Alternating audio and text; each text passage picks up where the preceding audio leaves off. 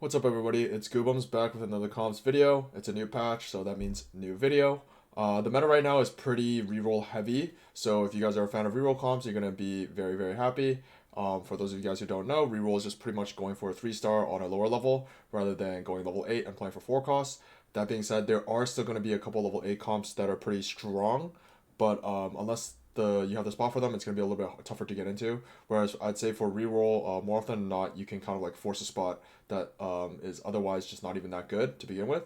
And generally speaking, if you're low rolling, you will want to be able to try to play a reroll comp if you can. So the very first comp I have is going to be vayne reroll. This is going to be the strongest comp in the game, and if you guys watched my previous video, you guys are going to be already slightly familiar with it. But if you guys aren't, then this is going to be pretty important. And also, there is a couple more adjustments made to how the comp is played from previous, so it is going to be important to kind of like get through some of the nuances that there have been changes to. So yeah, let's get into it. So with vayne, you just pretty much want to go level 6 and play 3 Slayer and 4 Vanguard. So at that time, you won't have Zed. This is your standard level 6 board, and you're going to mostly be going for vayne 3 on 6. And then once you get vayne 3, you want to go level 7 and you want to play Zed, and you want to be able to go for Jarvan and Senna 3. And the reason why this comp is like significantly stronger this patch than last patch, even though it was already fairly strong last patch, is because they made drastic buffs to Jarvan. So now going for Jarvan 3 is extremely strong, as well as just Jarvan 2 is going to be like a really strong unit you can play in the mid game. And that opens us up for going for Jarvan 3 and Senna 3 on level 7. So it's actually very rare for a reroll comp to kind of like go for a single 3-star on level 6 and then go level 7 and go for more 3-stars, just because the cadence of like how you reroll comps just doesn't end up really working out in that favor. But this comp is like so good on 2 stars that like you actually will probably be able to go for that. And yeah, so this comp is generally a comp you really want to be looking for if you have like a good bow start. So what that means is like you already have like a Rage Blade opener, and you already have a vayne, or you have like a bow with a good frontline item, say even shroud, bow, cloak, belt. You slam even shroud, and then you kind of go for the other half of your rage blade on the carousel, because vayne does really need double rage blade to be very effective. The third item doesn't actually all that matter all that much. Generally speaking, the best one is giant slayer right now, but for the most part, if you don't have 3 bows, then you're going to be looking for, you know, a Deathblade instead. And if you notice some of the Senna items, Senna's also a unit that's really going to be really wanting those bows. So this comp is like extremely bow hungry, and for that reason, you're generally gonna want to look at this comp in a lot of ways from spots that kind of give you more bows. And what I mean by that is like, say you have Pandora's, say you have a component buffet, these augments that allow you to kind of control the way your items work out in the future is going to be really quite important. Other than that, maybe like there's an encounter, Vi encounter at the start of the game that gives you 2 component anvils, and if those 2 anvils give you bows, then it's very possible that at the very start of the game you just have a Rage Blade, Hurricane, Giant Slayer just off rip. And in spots like those, you definitely want to be looking for this comp. Otherwise, this comp is fairly straightforward. Just go level 6. On 3-2, most of the time when you're level 6, you do pretty much want to be like, you want to be willing to go to 0 gold to look for a vayne 2, sometimes in an upgraded frontliner, whether that be Skarner. Jarvan doesn't actually matter. Skarner doesn't actually fit in the board all that often. It could be Rost just as easily. And Rost actually gives you a Divinicore stack, so most of the time it's actually preferred to be Rost. That being said, I want to put Skarner in the build just because a lot of times, because you're rolling for a vayne 3, being able to roll for a second 3-star 2 cost is pretty valuable, and Skarner is going to be the one that you kind of want to go for over Rost, just because even though Rost kind of like fits the board better, Skarner just ends up being a better 3-star frontline tank. That being said, oftentimes it's a little bit of a waste of money to go for them unless you kind of like natural a lot of them, just because once again, you do want to be going level 7 to look for more 3-stars, and that's going to be really expensive. So definitely look out for that. I put these items on Zed just because Zed is a like this is best in slot Zed. However, most of the time you just won't be able to get these 3 items on Zed, just because obviously we're prioritizing items for our vayne, Senna, and J4. Mostly actually vayne, Jarvan in that order, and then Senna, and then these Zed items are just gonna be like late game items that you look forward to. Otherwise, if you have like a heavy item augment or heavy item encounter or something like that, maybe you can get these Zed items. But for the most part, your Zed items generally don't matter that much, because for the most part, it's gonna be pretty tough to 3-star him to begin with. So yeah, this comp is pretty straightforward. I'd say if in low elo or in lower elos, the meta isn't kind of like filled with this comp, then you should definitely be playing this comp just because it is really that strong. So next up, we have a comp that if you guys played any at all in the last patch, you guys are going to be somewhat familiar with, and that's going to be rengar reroll. This comp was definitely the strongest comp in the game last patch, but it has got hit with some nerfs, so it's come down a little bit. That being said, this comp is still very, very strong because they mostly just nerfed Rengar, and they didn't really give Varus or Jinx any nerfs. And the thing is with this comp is that yes, you are primarily itemizing your Rengar, but Jinx and Varus are so strong in this comp that just because they didn't nerf that these kind of like auxiliary units that you're going for, the power level of this comp really didn't go that much. And if you guys are familiar at all with some of the Ornn artifacts you can get while playing this comp to kind of really spike up the power of this comp, then you would know that the power level of this comp probably didn't actually go down that much if the conditions you are playing it from are great. So what that means is we're pretty much just playing standard Rengar items. You do really like Rengar does really abuse these three items very, very well, which is Hodge, BT, and Titans. That being said, if you have any of these Ornn items on Rengar, they replace Titans. All three of them replace Titans. So if you get them from Forge, Living Forge, Portable Forge, or sometimes they drop you an Anvil in the case of Loot Sub, in the case of like Ornn Artifact Encounter, you definitely want to be forcing Rengar with some of these items, just because even with Rengar 2 and some of these items, you guys will probably be able to top 4, and then if you guys get that 3-star, then most of the time you're able to win the game. So the position with the comp is like really simple as well, just because most of the time you're just playing around your Street Demon Hexes. I know in the previous video I kind of recommended you guys go for Graves 3 and play around Executioners, but that was the old way of playing it. This is just generally a better way of playing it, which is playing around Vertical Street Demon. And what that means is you're going for Jinx 3, you're playing Brand. Most of the time you still go for Varus just because you're rolling for 3 stars and you have the opportunity to go for 3 different 3 stars. But I have seen a decent amount of people just cut Varus entirely and they play a different executioner. Most of the time, that would be Vex, but it doesn't really matter in those cases.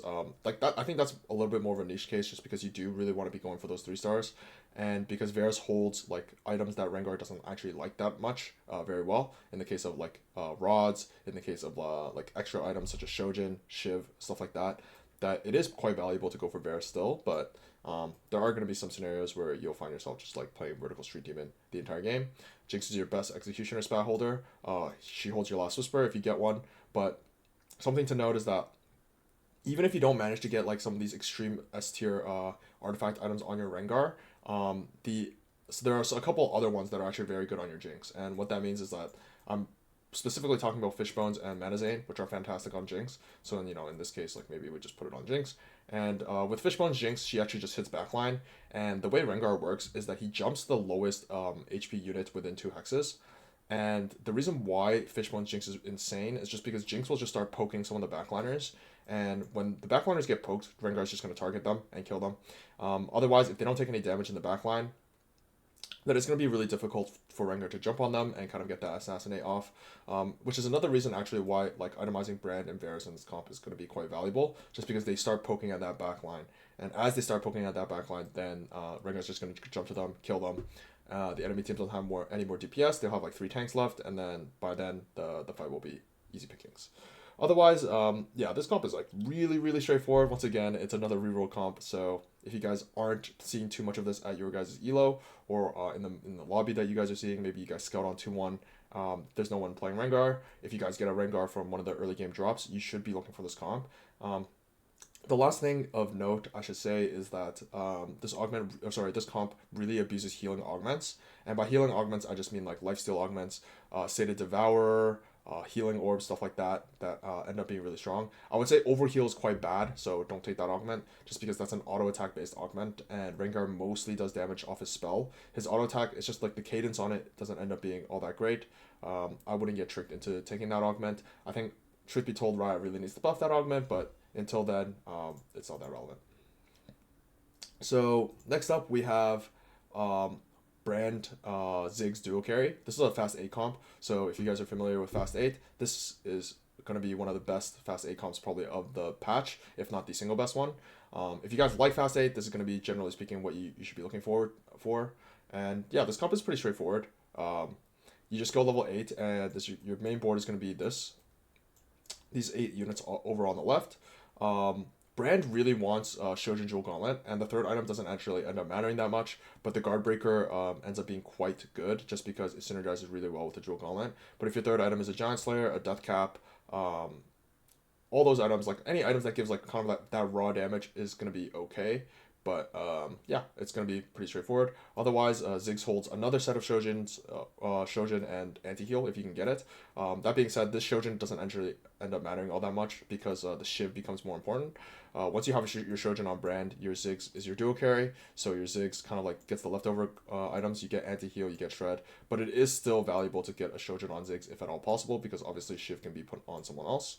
That being said, Viego also provides shred onto your team and also holds anti-heal items very, very well. So in the case that you don't get Shiv, if you happen to get a Viego, it's pretty important to put them on your board just because if you don't have Shiv or Spark, the enemy team is going to be able to tank through your magic damage a lot better than if you did, but Viego holds those items quite well. So in the cases of like some heavy item galaxies, you're actually going to find yourself with like an outfitted Ziggs pretty, pretty easily. Say you have Shojin, Deathcap, and Morello on Ziggs, you can just start itemizing some of your 5 costs as the game progresses.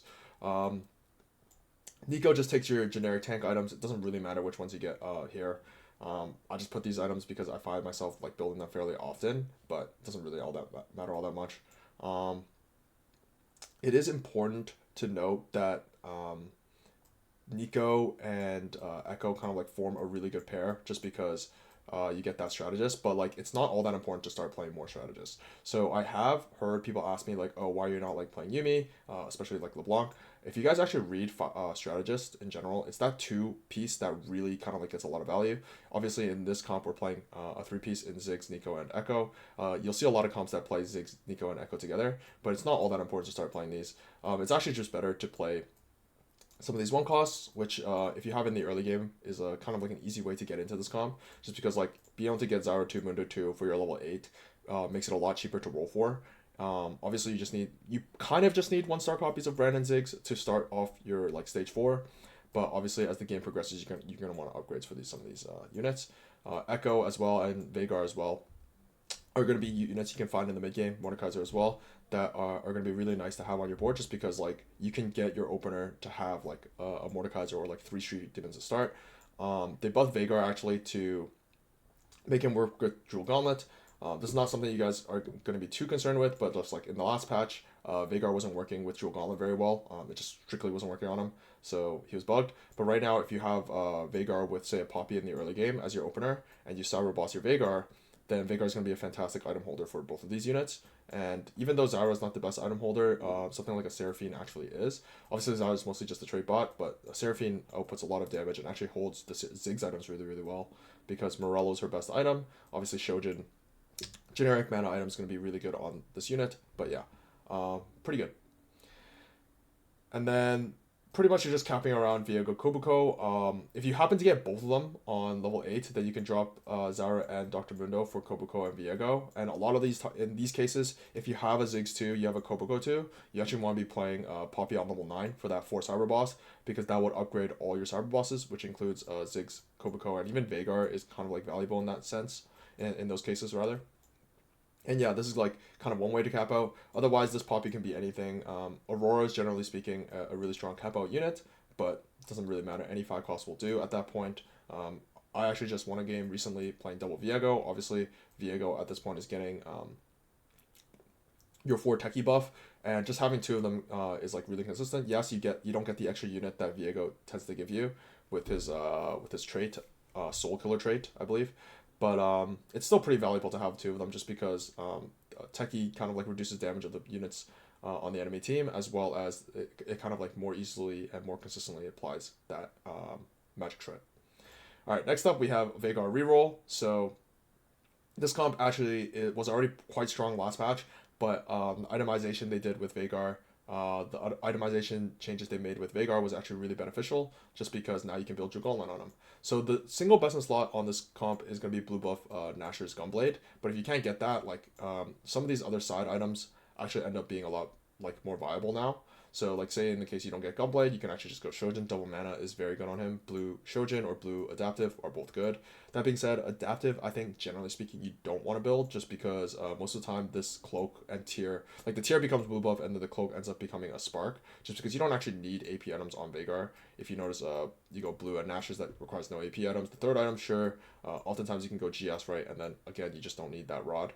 But Yeah, Jewel Gauntlet's also very good on him now. Death Cap, standard AP third damage item is very good on him. And then you just want to outfit your Poppy and your Shyvana, which you'll also go for 3 stars with, you know, your generic tank items. It doesn't actually matter which one you stack. It's just something to note is that you really want your Cyber Boss to be Veigar. And the way Cyber Boss works right now is it's the one with the highest number of items. So say you have like a Poppy with 2 items and your Veigar only has 1 item, then your Poppy's going to be the Cyber Boss. And you really don't want to like let that happen. So in those cases, you would just remove her and put your items on Shyvana. Otherwise, like even an extra component on this unit, so you just put a random extra component on him, like a rod. That counts as having more items than 2-item Poppy. So then Veigar becomes a Cyber Boss again. Yeah, it's like a little bit of a niche thing, but it does end up becoming pretty important. So it is worth looking out for. This comp is a roll on level 6 comp. Again, you're looking for 2 stars, 2 costs mostly. So Veigar, Shyvana, Poppy. These units are going to be the most kind of like valuable. Most of the time you won't be able to get Poppy just because, again, you're rolling on 6 and you're looking for 2 costs. So these don't really come into play. But sometimes if you can get Poppy 3, it is quite valuable. Your standard level 6 board just looks something like this. 4 Techie, 2 Bastion, 2 Bruiser if you can hit a Mordekaiser. The specifics don't actually matter that much just as long as you're playing 4 Techie. Sometimes you'll be playing around Fiddlesticks, even 1 or 2. So Fiddlesticks 2 is like a decent like addition to your board if you're trying to win rounds. But for the most part, this comp is not all that strong in the mid game. So it's not going to be all that easy to win rounds. But that being said, it's like a really strong comp when it hits. And then if you can scale with 4 Cyber Boss, it gets really, really strong. This comp actually has 2 augments that are very, very strong for it. I believe it's called New High Score and Cower Weaklings. And these 2 are just like pretty much Veigar reroll augments. New High Score is probably the better one, and the reason for that is because it gives you access to Ziggs and Kobuko just like innately, like you're already guaranteed them. So this comp, as I was about to say, scales really well as you get more more Cyber Bosses in, more Techies in. And it really starts resembling this previous comp that was already a fast 8 comp, except you also have a Veigar 3, and sometimes you have a Shyvana 3, right? So as you scale with this comp, like you're just going to want to play 4 Cyber Boss, you want to play Viego Brand because they're just strong units. Brand gets outfitted with some items. If you're playing 4 Cyber Boss, then Ziggs gets outfitted with some items. Same items as in the previous comp. Shojin is going to be very good. Shiv, any AP item, Giant Slayer, Death Cap, Jewel Gauntlet, all going to be good. And then Viego, like whatever you can get on these units is going to be good late game. If you manage to 2-star your Kobuko, you should move whatever tank items you had on Shyvana or Poppy over to Kobuko, and obviously he's just going to be tankier at that point. But for the most part, you're not really going to have a Kobuko 2 most of the time. Obviously, if you do get there, it is important to note. But like, yeah, for the most part, you're just playing around these reroll units. Lastly, we just have another fast A comp, which is Exotech Vertical, playing around Zeri. So there's actually a lot to talk about with this comp just because the construction of like the comp really depends on like the items you have from the exotech. So the way exotech works is that like you get a different set of up to three items every single game, and these items have like varying levels of power. Last patch, if you guys were familiar at all, it was a flux capacitor and pulse stabilizer that were the strongest. But now the best zeri item is actually hollow bow after the buffs. And the thing is, last patch, you actually pretty much never want to build IE Zeri. If you ever built an IE on this comp, you would just leave it on Jin and go for a different third item Zeri. But now, if you have Hollow Bow, IE becomes a best item. So Rageblade goes without saying, just in general, like no matter your Zeri build, you're always going to want to build a Rageblade. But her best item now is Hollow Bow, so if you get Hollow Bow, you definitely want to be looking out for that IE. That being said, it's actually not all that important because Giant Slayer is so good if you can get Giant Slayer. It is nice to have like this exact combo, but like a lot of times like you won't actually have Hollow Bow, and a lot of times like you might even be going double zero items. So like if you, in the case you have Pulse and Hollow Bow, if you guys aren't familiar with what Pulse does, it's pretty much exactly what IE does, except it also has this execute below 12 health thing. So if you get this exact build on Zeri, you're going to be really, really strong. But the nuance to this build is like you actually have to figure out whether or not like you're playing 5 or 7 or sometimes even 3 exotech.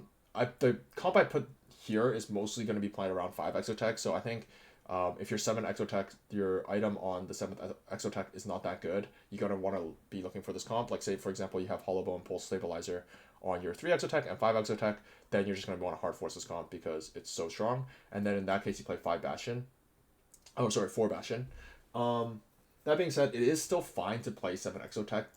I would just say that the issue with 7 exotech is your frontline just like becomes really lacking. So if you just like think about this comp without Renekton and Galio, which is these 8 units, the Fury and Jax aren't really tanking anything, meaning your frontline is just going to be Sejuani and Mordekaiser. And the thing is, if you don't have like a strong frontline exotech item, which really is mostly just this chassis item, this green item, then the frontline that you have is going to be really reliant on having a Sejuani too. And the thing with Sejuani too is that even though she's a fantastic unit because she has the like potential to stun the entire enemy team, just as a unit she's not all that tanky. And what I mean by that is that like even if you put like 3 items on her like Stone Plate, Warmogs, is that like she's pretty much just going to disappear after 1 cast, which is why the optimal build on Sejuani is literally just to build 3 mana items on her. It's almost certainly going to be Vow, and Adaptive, which is like a pretty disgusting build that most of the time you're just not going to have all that often. And the reason why you build this is that because not only does this guarantee 1 cast, but actually most of the time will get you a second Sejuani cast. And the thing about Sejuani's cast is that it's so impactful towards a fight that if you can get that ult onto the enemy carry, then you're probably just going to win the fight because like they won't be able to move at all throughout the entire fight. But wrapping back is that this comp doesn't actually have a tank. So if your Sejuani whiffs on the enemy carry, then, or worse yet, she doesn't cast at all, then she's not really providing any value to your team because her unit or like her trait just doesn't allow her to tank all that well, which is why I advocate for playing around 4 Bastion rather than to play around a 7 Exotech, just because this would give your frontline a little bit more beef for like say you want to stack out Rageblade and stuff like that, and this comp does scale into the fight because of how like Marksman works, because of how Rageblade works, so you do kind of want that frontline. That being said, for the most part, the Exotech items are fairly balanced now. I wouldn't play around Hyperfangs because like right now Hyperfangs actually did get buffed and is very good, but that's mostly for like a Neferi reroll, which I didn't feel comfortable putting in this video just because I didn't think it's quite strong enough to justify putting it in the video. But yeah, this comp is quite good. If you guys are familiar with how it was played last patch, you guys are going to be pretty like set to play this comp now because like there's not going to be too many changes, but the only thing was just like the changes to the exotech items does change your like priorities when you play this comp. And yeah, that's the video. If you guys liked it, please leave a like, please subscribe, please look out for me in my other socials, which I'll leave in the description below. And yeah, until next time, peace.